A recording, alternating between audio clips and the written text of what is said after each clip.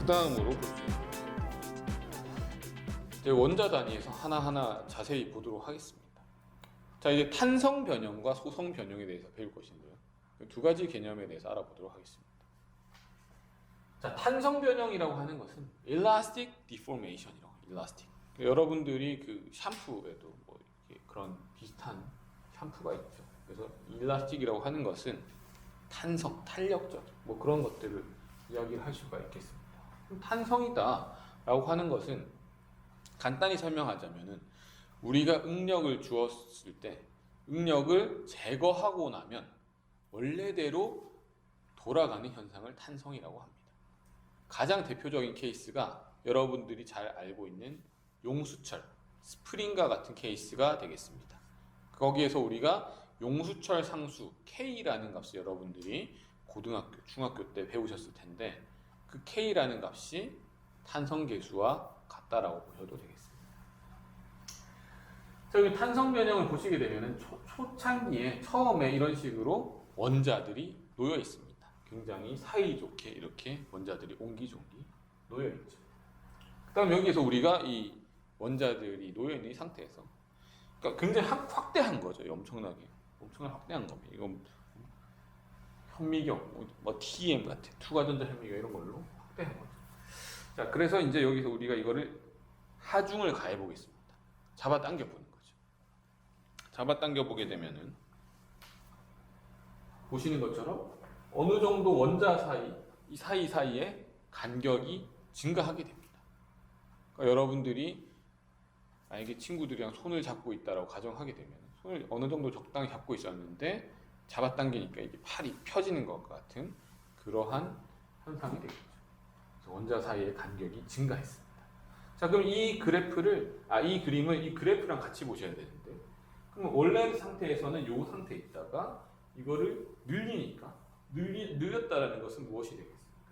하중과 그 다음에 변형률이 모두 증가했다라는 것이 되겠습니다. 그래서 우리가 힘을 줬기 때문에 하중이 증가되는 상황이 되겠고, 늘어났기 때문에 변형률도 증가한 거죠. 근데 이러한 관계는 대부분의 케이스에서는 다 선형적인 관계가 되겠습니다. 그 다음에 이 하중을 제거해 보겠습니다. 이게 잡아당겼다가 손을 놓는 거죠. 그러면 어떻게 될까요? 늘어난 상태로 있을까요? 아니면 원래 상태로 돌아갈까요? 제가 초창기에 말씀드렸던 것처럼 탄성 변형이라고 하는 것은 원래 상태로 돌아가는 것을 의미합니다. 그래서 여기에서 이 힘을 제거했을 때 다음 케이스를 보시게 되면 원래 상태로 돌아옵니다. 초기 상태로 회복되는 것을 우리가 바로 탄성 변형이다라고 보실 수가 있겠고요. 아까 이제 요 그래프를 잘 못 보셨을 텐데 다시 보시겠습니다. 그래서 다시 뒤로 돌아가 보면은 처음에는 아무것도 없죠, 그죠? 그다음에 제가 만약에 여기서 힘을 주게 되면은 이렇게 그래프가 쭉 올라가는 것을 보실 수 있고요. 그 다음에 힘을 제거하게 되면은 어떻게 될 것인가? 여기에서 이 힘을 제거하게 됐을 때 이 그래프를 쭉 따라서 그대로 원래대로 내려옵니다. 그대로 내려옵니다. 그래서 갔던 길로 다시 돌아옵니다. 여러분들이 만약에 눈길을 막 걸어간다라고 했을 때 그러면은 발자국이 생기겠죠. 이렇게 발자국이 생겼을 때 여기서 어떻게 뒤로 돌아갈 것인가? 그래서 이 밟은 발자국 그대로 돌아간다라고 생각하시면 되겠습니다. 그러면은 되돌아가는 발자국이 없죠, 그죠? 자, 그러면 이런 탄성 변형은 그래서 우리가 이 가역적인 변화를 의미한다. 가역적. 그래서 이 되돌아갈 수 있다라는 것이죠. 그래서 reverse, 되돌아갈 수 있다. 사실 이 가역적이라고 하는 것이 우리도 이렇게 살다 보면은 어떠한 실수를 할 때도 있고 다시 돌이키고 싶을 수도 있는데 그게 사실은 뭐 불가능하죠. 근데 이제 이 탄성 변형이라고 하는 것은 원래 상태로 정말 그대로 돌아갑니다. 그렇기 때문에 타임머신 탄 것과 비슷한 거죠. 그래서 하중을 제거하게 되면 원래 상태로 그대로 돌아가는 것을 우리가 바로 탄성 변형이라고 이야기를 합니다. 자, 그 다음에 이 탄성 변형 중에서도 아까 제가 말씀드렸던 것은 선형 탄성, 즉 이 탄성이 직선의 형태, 리니어하다는 거예요. 리니어. 직선의 형태가 우리가 선형탄성이라고 하는데 가끔 가다 보면은 직선이 아닌 경우도 있습니다. Non-linear elastic. 이것을 우리가 비선형탄성이라고 합니다. 하지만 뭐 대부분의 여러분들이 앞으로 배우시는 금속 재료에서는 다 이 선형탄성이기 때문에 이 비선형탄성 부분은 크게 신경 안 쓰셔도 되겠습니다. 자, 그 다음으로 이제 볼 것은요, 이 탄성 회복률. 얼마만큼 돌아가는가. 제가 아까 타임머신 타고 돌아가는 것, 그 다음에 눈길에서 뒷걸음질 치는 걸 말씀드렸는데 얼마만큼 돌아갈 수 있는가를 보도록 하겠습니다. 물론 원래 상태로 돌아가겠지만. 자, 그러면은 여기에서 처음에 이 로드를 주는 겁니다. 우리가 아직 배우진 않았지만, 선형탄성 여기까지만 배웠지만 좀 이따 소성을 배울 건데 이 상태로 이제 더 넘어가기도 하죠. 그럼 이 상태에서 우리가 힘을 제거했을 때 어느 길을 따라올 것인가? 그럼 여기에서 여기까지 갔으니까 여기로 뭐 원점으로 다시 올 것인가? 아니면 뭐 여기로 떨어질 것인가? 어디로 갈 것인가를 고민하게 되는데 항상 정답은 뭐냐면 이 갔던 길 그대로 오는 것, 가는 것, 오는 겁니다. 그러니까는 요 기울기와 평행한 기울기로 떨어져야 되는 거죠. 이게 바로 탄성 회복률이 됩니다. 언로딩 하게 되면 요 두 개는 평행한 그런 관계가 되겠습니다. 이 두 라인 평행한 관계가 되겠습니다. 자, 그래서 이만큼은 회복되지 못하고 여기서 이만큼은 바로 회복되는 것이 되겠죠. 그래서 우리가 이런 것들을 우리가 탄성 회복률이라고 이야기하고 있습니다. 탄성 구간에서의 저만큼 회복이 되는 거죠. 그 다음에 다시 힘을 또 주게 되면 그대로 또 따라서 올라갑니다. 그래서 굉장히 재미가 있죠. 그래서 그대로 올라갔다가 그대로 내려왔다가 다시 힘을 가하면 그대로 또 따라서 올라갑니다. 그 이유는 무엇인가요? 아까 우리가 봤던 것처럼 그 원자들 사이에서 팔 길이만 늘어나는 케이스이기 때문에 그대로 내려가는 겁니다. 그래서 이런 식으로 진행이 된다라는 것을 볼 수가 있겠습니다. 그러면 여기서 이제 중요한 사실이 뭐가 있느냐? 바로 이제 그 선형 탄성 특성을 우리가 볼 수가 있겠는데요. 그러니까 linear elastic property. 그래서 이 선형, 아까 우리가 봤었던 그 탄성이 그 직선적인 관계를 가진다라는 거니까 우리가 이제 공학이나 과학을 하면서 항상 사람들이 하고 싶어하는 것들은 여러 가지 관계들이 있을 때 이런 관계들을 수식으로 표현하고자 하는 것들을 많은 사람들이 하고 있습니다. 그래서 이제 이 훅이라는 사람이 이 수식을 만들었습니다. 그래서 이제 이 시그마는 뭐라고 했죠? 아까 응력이라고 했습니다. 응력이라고 했고 E라고 하는 것은 변형률이라고 했습니다. 그러면은 이 응력과 변형률 사이에 무슨 관계가 있지 않을까? 그럼 당연히 우리가 이 그래프를 봤을 때 이러한 선형적인 그래프가 나타나기 때문에 1차 방정식으로 우리가 나타낼 수가 있겠죠. y는 ax의 형태가 되겠습니다. 그러면 이 y는 ax의 형태, a가 기울기가 될 텐데 그 기울기에 해당하는 것이 바로 이 대문자 e입니다. 그래서 여러분들이 대문자와 소문자를 구분해 주셔야 되겠습니다. 대문자 e는 우리가 탄성계수라고 합니다. 자, 왜냐? 우리가 선형 탄성 특성에서만 이 식이 유효하기 때문입니다. 그래서 탄성 계수. 왜냐하면 여기에 이 값에 대해 곱해지는 값이기 때문에 계수라고 표현하게 되겠고요. 그 다음에 이 탄성 계수 자체는 또 0이라는 사람이 고안했기 때문에 0의 계수라고 합니다. 0 계수. 그 다음에 이제 영어로는 이제 이 계수라는 것을 우리가 이 모듈러스라고 하는데요. 그래서 탄성을 우리가 엘라스틱이라고 하기 때문에 엘라스틱 모듈러스. 그 다음에 0이라는 사람이 또 요 2라는 값을 제시했기 때문에 0의 계수 또는 영스 모듈러스라고 이야기를 하고 있습니다. 그래서 여기에서 이 값을 우리가 알 수가 있죠. 이게 굉장히 중요한 값입니다. 그래서 이 탄성 계수라고 하는 값은 또는 0의 계수라고 하는 값은 재료의 재료의 고유한 값이 되겠습니다.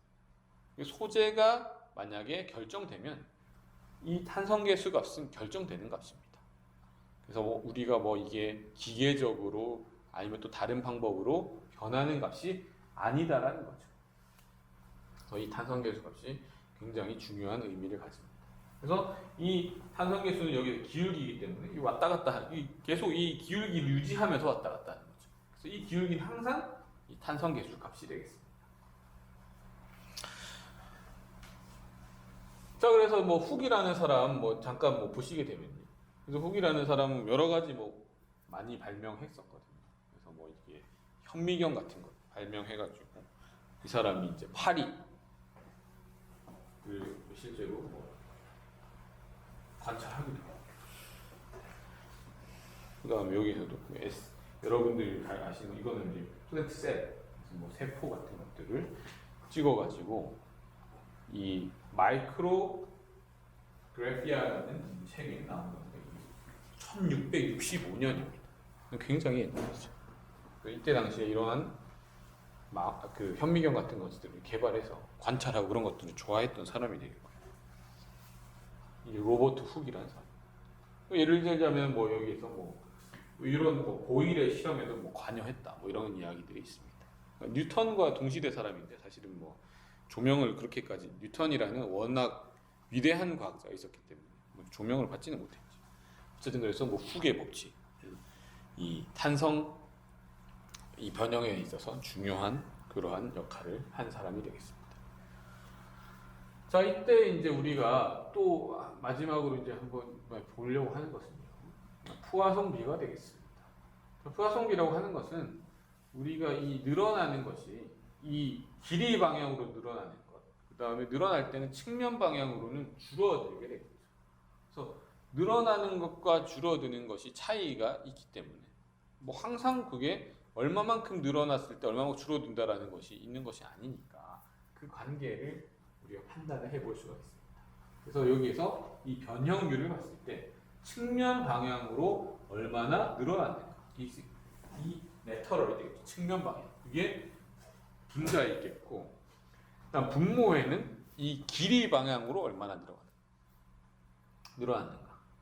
근데 이제 푸아송비라는 값 자체는 이제 양수기 때문에 여기에서 마이너스를 붙여주는 것이 양수를 만드는 방법이 되겠죠. 왜냐하면은 늘어나는 것이 플러스라고 했을 때 줄어드는 것은 방향이 마이너스이기 때문에 다시 앞에 마이너스를 붙여서 양수로 만드는 겁니다.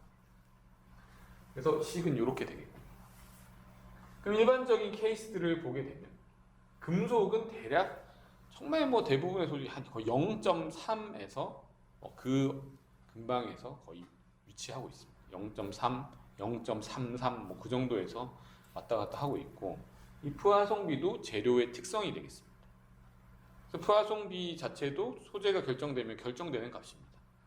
그러니까 여러분들이 나중에 여러 가지 많은 수식들을 보시게 될 텐데, 탄성계수와 푸아송비 같은 경우에는 애초에 결정되는 값이라서 우리가 그것을 미리 이제 측정을 하든 아니면 또 문헌에서 조사를 하든 그 값을 넣어주면 되겠습니다.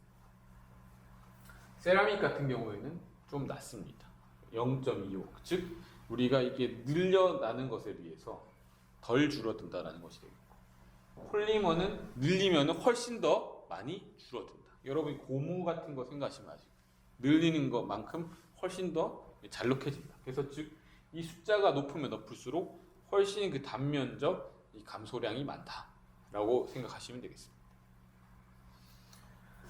그래서 이제 푸아송비 같은 경우에는 여기서 이 두 가지가 전부 다 변형률이기 때문에 이거 자체는 다 그게 없죠.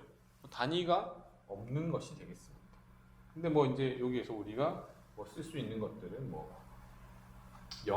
0의 개수 같은 경우에는 기가파스칼 이런 단위가 있는 반면 이 푸아송비에서는 이런 단위가 존재하지 않는다라는 것을 볼 수가 있겠습니다. 자, 그 다음에 이 푸아송비가 만약에 0.5보다 더 크게 되면은 오히려 밀도가 증가하는 경우가 되겠고요. 보통 근데 일반적으로는 다 0.5보다 다 작기 때문에 여기에서 밀도가 감소하면서 내부에 void가 형성되게 돼요. 내부에 공공이 형성되기 때문에 그 공공에서부터 바로 파괴가 시작되게 되겠죠. 그래서 이러한 그 내부에서부터 우리가 그 파괴가 시작되는 이유, 인장 시험을 했을 때 균열 개시가 내부에서부터 되는 이유는 바로 이 포화성비가 이 정도 범위에서 결정되어 있기 때문입니다. 만약에 이게 다르다라고 하면은 다른 특성이 나타날 겁니다. 자, 뭐 아까 보셨던 거 이렇게 뭐 3차원적으로 이제 뭐 이렇게 보시는 페이지가 되겠고요. 그 다음에 이러한 것들은 포화성비가 보통 일반적으로 우리가 생각하기에는 무조건 양수가 되겠죠. 늘어나면 이렇게 줄어드는 게 맞을 텐데 어떤 구조적으로는 보시는 것처럼 늘리면은 또 더 늘어나는 경우도 있습니다. 길이 방향으로 늘렸는데 측면으로도 더 늘어나는 경우가 있죠. 이러한 경우는 포화성비가 음수가 되기도 합니다. 근데 뭐 여러분들이 지금 공부하고 있는 소재에서는 다 이러한 양수의 값을 대부분 나타낼 겁니다. 자, 그래서 요 뒤쪽 부분은 이제 다음 시간에 하도록 하기로 하고요. 자, 오늘 제가 이제 했던 부분들을 이제 요약을 드리자면은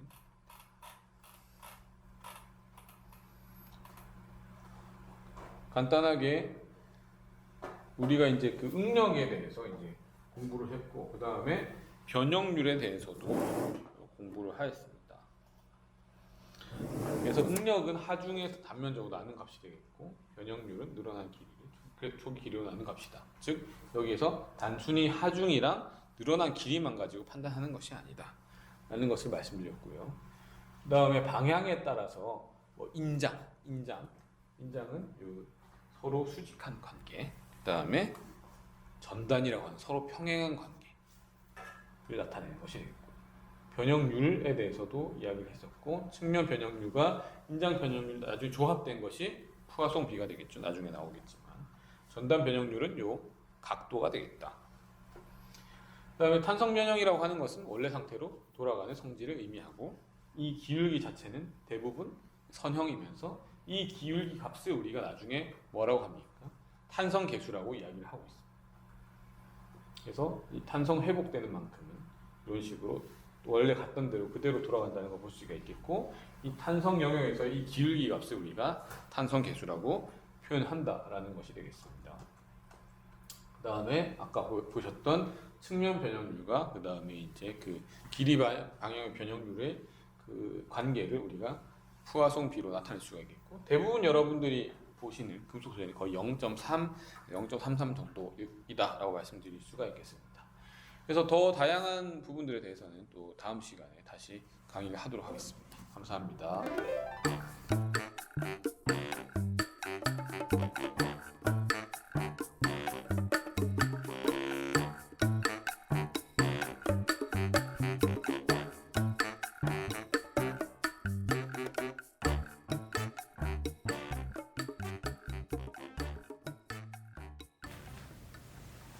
반갑습니다.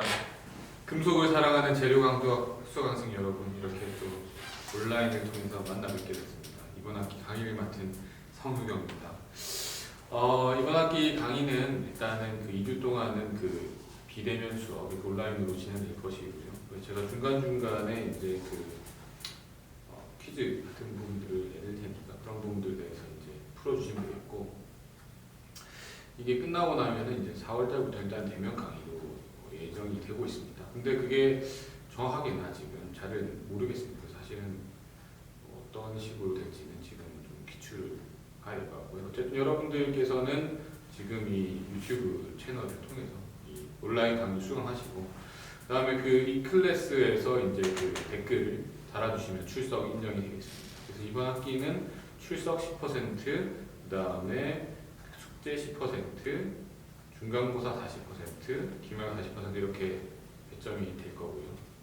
그 다음에 강의 책은 그 미케니카 메탈러지라는 그 디터 책이 있는데 그 책 위주로 보시면 되겠고, 금속 가공학 이런 책들을 보시면 되겠습니다. 그런 부분, 자세한 부분들은 또 제가 대면 강의 때 알려드리도록 하겠습니다. 제가 오늘 말씀드릴 내용은 금속 그다음에 뭐 재료 관련해 가지고 우리 그 기계적 성질을 어떻게 볼 것인가 하는 문제들에 대해서 알려드리려고 하고 있습니다. 그럼 우리가 재료를 봤을 때 이 재료라고 하는 것은 일단은 재료에 가만히 놔두면 우리가 어떤 것도 알 수가 없겠죠. 재료를 가지고 이 재료에 대해서 못살게 굴기 시작하는 겁니다. 즉 여기에서 외부에서 힘을 가하는 것이죠.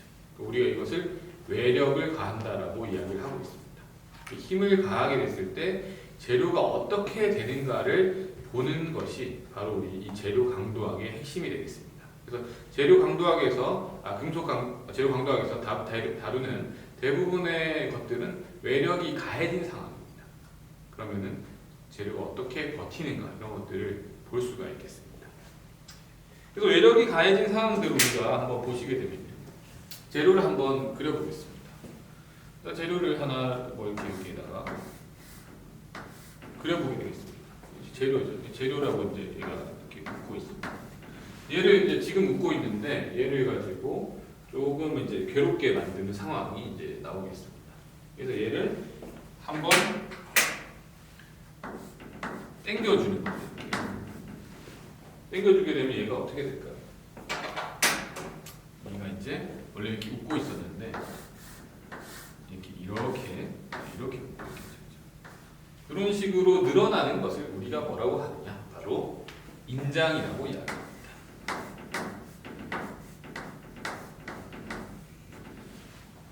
그 다음에 이 친구를 다른 경우에는 또 다시 압축을 시켜 눌러주는 경우가 존재하겠죠. 눌러주는 경우에는 이런 식으로 눌러주게 됐습니다. 그럼 얘가 어떻게 바뀔까요? 원래 이렇게 웃고 있었는데 이렇게 줄어들겠죠. 그렇죠? 이거 우리가 바로 압축이라고 합니다.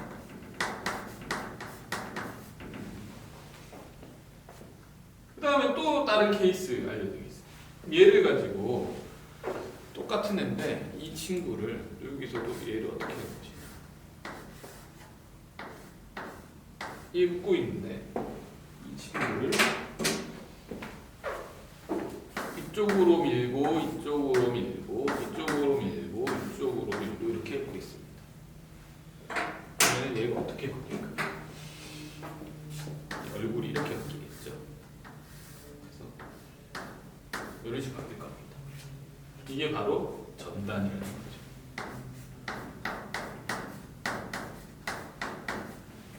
추가로 여기 한 가지 더 있을 수 있습니다. 베어링이라는 것이 있습니다. 베어링이라고 하는 것은 이 홀이 뚫려 있을 때 이 강도를 보는 것이 되겠고요. 이 네 가지가 우리가 이 중점적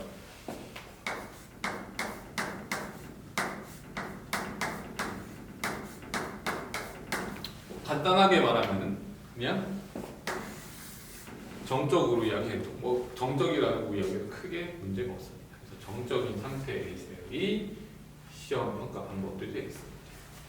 이거 다시 예쁘게 하려면 여기 같이 나타내는 것보다는 여기도 똑같이 스마일을 얘를 이렇게 눌러주면은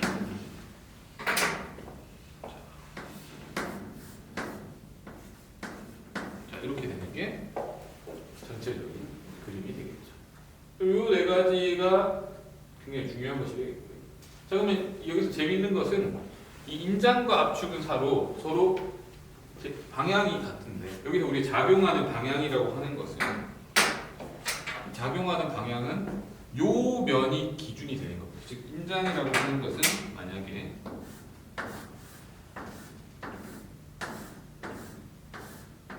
육면체를 그려보게 되면요.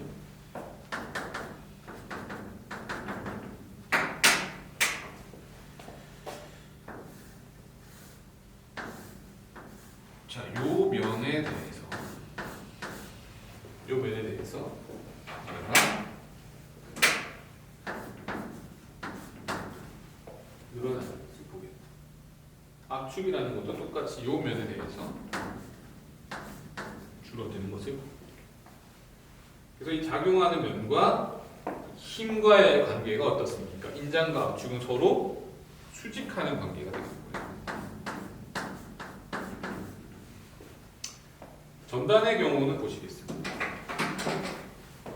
전단의 경우는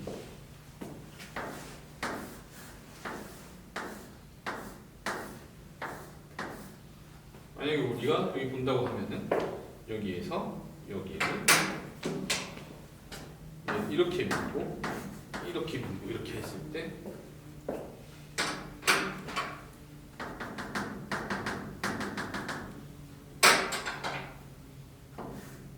요면 전단의 경우는 그래서 수평합니다.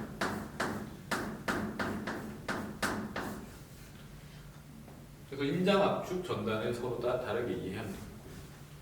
자, 인장이라는 것에서 압축 여기에서 우리가 이 주어진 힘을 뭐라고 하느냐?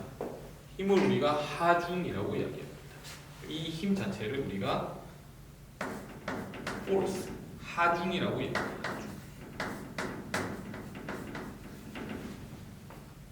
자, 그럼 이 면을 뭐라고 해요? 면을 우리가 단면이죠.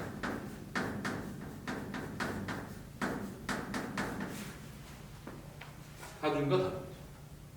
그래서 하중을 단면적으로 나눈가?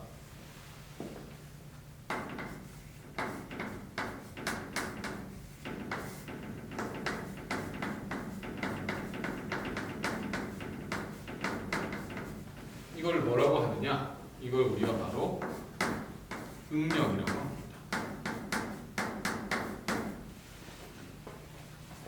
이 값을 우리가 시그마를 쓰고 있죠. 하중은 F라는 값을 쓰고 단면적은 주로 A라는 값을 씁니다. 그 다음에 전단에서는 똑같은데요. 여기서도 단면적은 A, 그 다음에 하중은 F가 되겠습니다. 근데 이제 이 방향이 다르긴 하죠, 그렇죠? 어쨌든 여기서도 F고 그 다음 A가 되겠는데 전단력은 우리가 뭐라고 하느냐? 이거는 우리가 이 타우라는 수치를 쓰고 있습니다. 그래서 이렇게 이제 정리를 다 할 수가 있겠습니다. 그래서 이것이 이제 가장 기본적인 인장, 압축, 전단 베어링에 대한 부분을 여러분들이 학습을 하였습니다.